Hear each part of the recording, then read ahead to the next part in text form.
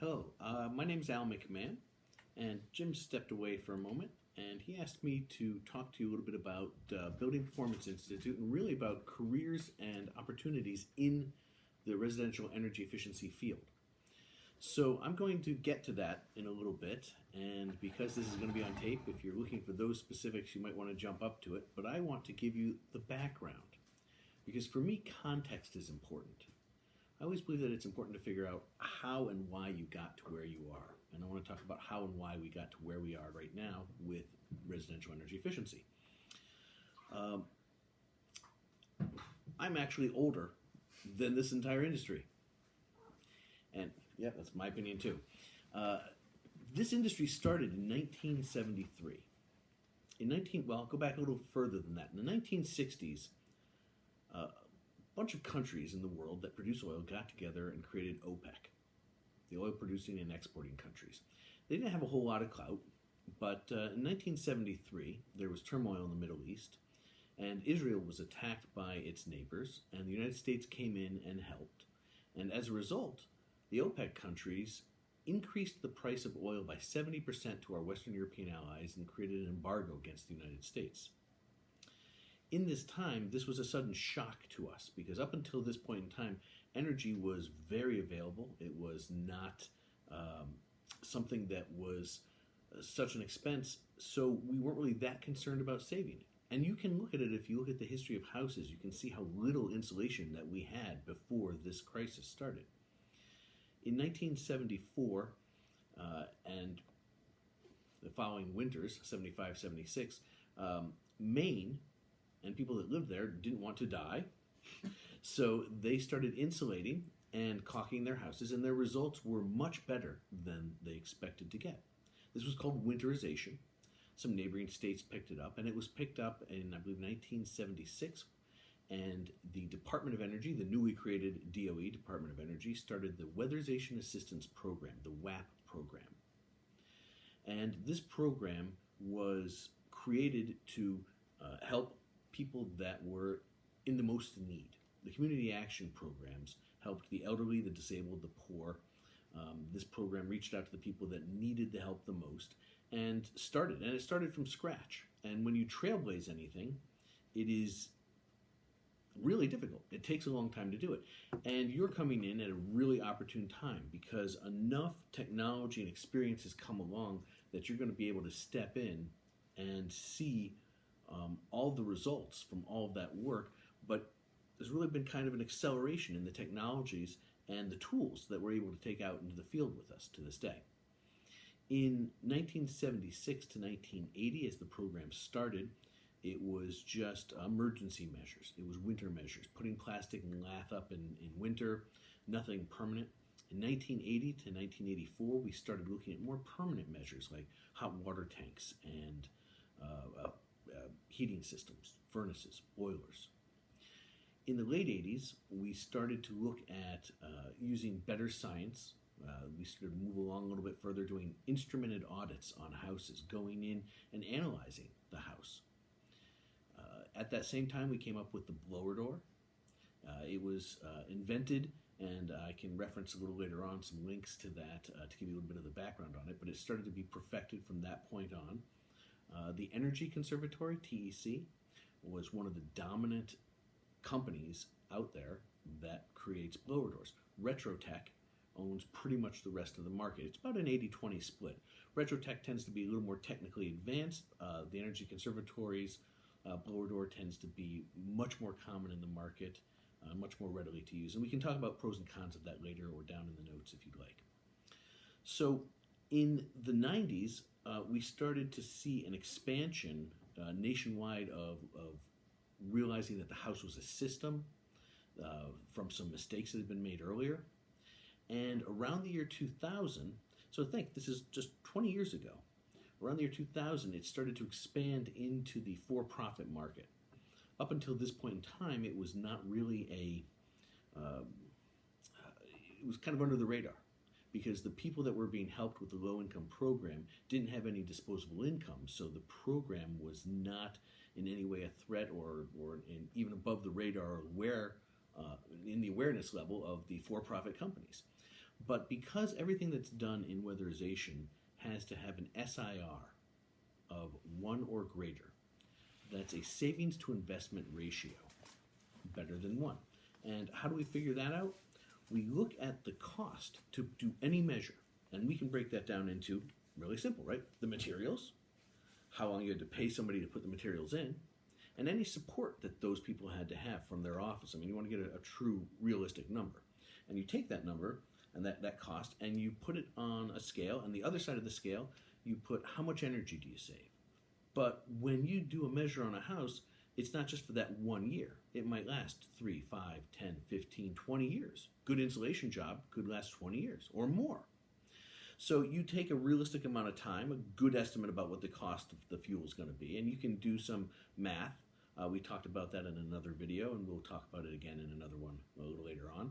And you figure out the cost of, or the amount of heat that you save and the cost it was to buy it, and you put it on a scale, and if it tips in your favor, your savings to investment ratio is better than 1, then it goes into the list of things that you can do. Now, later on, you're going to go to that list and then compare that with the money you have and try to put together as rounded a project as you can. That's what an auditor does, an energy auditor, but I'm getting ahead of myself a little bit.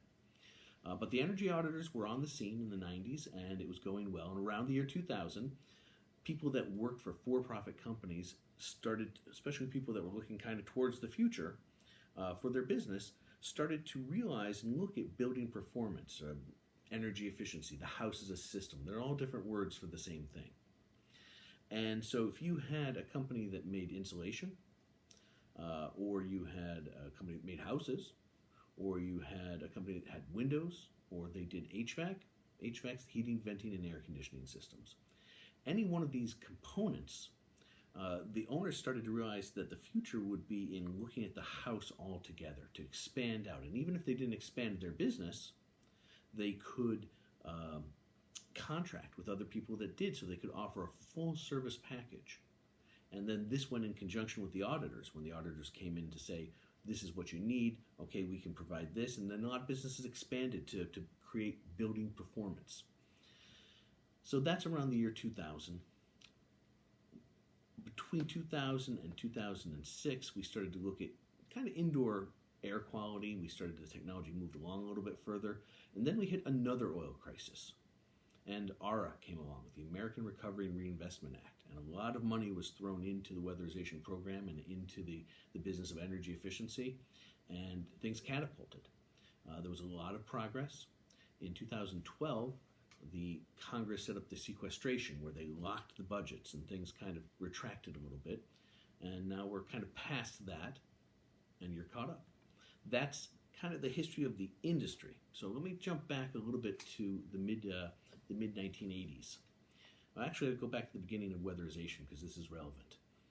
The weatherization program comes from the Department of Energy and the LIHEAP program, the Low Income Energy Program. These funds are distributed to the states, and the states distribute them to people in need throughout their state. In New York State, it's distributed by county, more or less. You have one agency per county, and that agency is going to be a nonprofit. In some counties, it was Catholic Charities or the Community Action Program or just a nonprofit company or part of the county. Each one was different. And you could get up towards Lake Placid or in the Adirondacks, where you might have one agency that covers a couple counties, and you get down towards the city and you might have a couple agencies in one county. But more or less, it was one per county. And there was no competition. Right? These are nonprofit programs that have defined areas that go out to work with low-income people and people in need.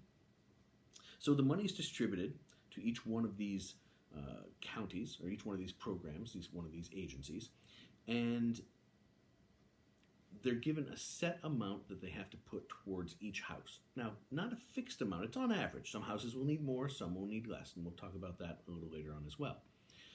Each one of these agencies had weatherization directors. I actually work for a company called New York State Weatherization Directors Association, NYSWADA. And all these directors got together and said, we need a central place where we can send our employees to learn. And the for-profit company said we would like to do the same thing. And what they learned was Well, we'll talk about that, where BPI came from. So the weatherization directors got together first, and they tried to figure out what to do, and they created NYSWADA. Separate from that, about a half dozen in the mid-1980s broke out and said, you know what, we don't have any standards. I've been accused of that before. I don't get funnier than that, really. So they got together and they formed the Building Performance Institute. They created a organization that said, we're going to create standards for people that are in this industry. If we're going to put insulation into a wall, how much insulation should we put in? If we're going to air seal a house, how tight should it be? If we're going to watch out for carbon monoxide, how much is too much? And they set this up with an understanding that as they would learn more, they would modify their standards to grow as the science got better, but they needed to have a starting point. So that's where BPI comes from, the Building Performance Institute. So where do we stand now? I mentioned it before that during ARA, there was a huge push to get more work done, and things catapulted forward. There was a series of certifications called the HEP certifications, Home Energy Performance certifications. BPI has their own certifications, but they also administer these HEP certifications for the Department of Energy. And you have to be in the industry for a couple years to get those certifications. So we're going to put that onto the side for the moment. We're going to talk a little bit about BPI and its certifications. One of the primary is the Building Analyst, BA1. And it is, as you would think, you're going to learn how to go into a house and analyze it. You're going to look at the structure, you're going to look at the air sealing, you're going to look at the insulation, you're going to look at the health and safety, and we can talk a little bit more in detail about that, but you learn how to be an energy auditor. Some of the other certifications that they offer is the envelope certification, the shell itself it used to be called. There's also the heating expertise, air conditioning, and manufactured housing. Because even though some of the general principles are the same, manufactured houses are an animal unto themselves because there's so much unique and troubling about them. So you can get a certification in any one of these. It involves taking a 100-question test and then a 2-hour field test. Now, if you have your BA, then all of your other ones have just a 50-question test and a 2-hour field test. If you start with one of the other ones, you get a 100-question test, 50 on the subject that you're studying, and 50 on the BA. So they don't force you to go in through the BA, but they encourage you heavily to do it. And it makes sense because it gives you the basics and the footing for where you stand. So these certifications are recognized throughout the industry as a benchmark to say, okay, you have a fundamental understanding of how residential energy works. And once you have that, you can enroll into different programs. Now, I mentioned before that we have weatherization and as a low-income program. Also, we have Empower. Empower is funded by the Systems Benefit Charge. That's a little bit of money that comes out of everybody's fuel bill. And that program also works with people that are in low income and mid-income area. People from the Empower program can work with weatherization agencies, or they can have work done by private contractors. So Empower works with both weatherization agencies and private contractors. So if you're interested in a career in this industry, there is a lot of direct applications for everything that comes through learning about BPI. However, I wanted to give you a little background on the actual industry that's out there. If you want to be a crew member or an auditor or a crew chief or run an agency, weatherization programs are great. If you want to work for a for-profit company, it's pretty much fundamentally the same thing, right? Am I going to be doing the crew work, which is great. It gives you good hands-on experience, and you wouldn't believe some of the things you find in people's houses, and you learn a lot from that. You could be the crew chief, right? Coordinating it, working with the work scopes, mapping everything out. The auditor, going out and doing the initial work and the post-inspection. Or you can be in charge of the business. I've got just a few more minutes. I guess we've got about a minute. So let me just talk real quick about what the auditor and the process is. You go in, you interview the homeowner, you look at the health and safety, you look at the shell of the house for air sealing and thermal resistance, insulation and air leaks. You collect your information, You put it into a computer program where you model up the house. You make a work scope and give it to the crew. The crew goes out and does everything that's on the work scope, modifies it based on the reality of the situation, and then an auditor comes back afterwards and double checks the work. And then about 10% of those jobs under weatherization and Empower are checked by another third-party organization. That leads to a system of accountability by design. So the system is in place that by design, and the science and the technology is wonderful. We'll talk a little bit later, and if you have any questions, I will make sure that you have my contact information so you can reach out to me. Thank you very much. I hope this has educated you a little bit about the Building Performance Institute. Again, my name is Al McMahon as a guest for Jim, and I assume he'll be back in a few minutes. And have a great day. Thank you for your time. It's really been an honor.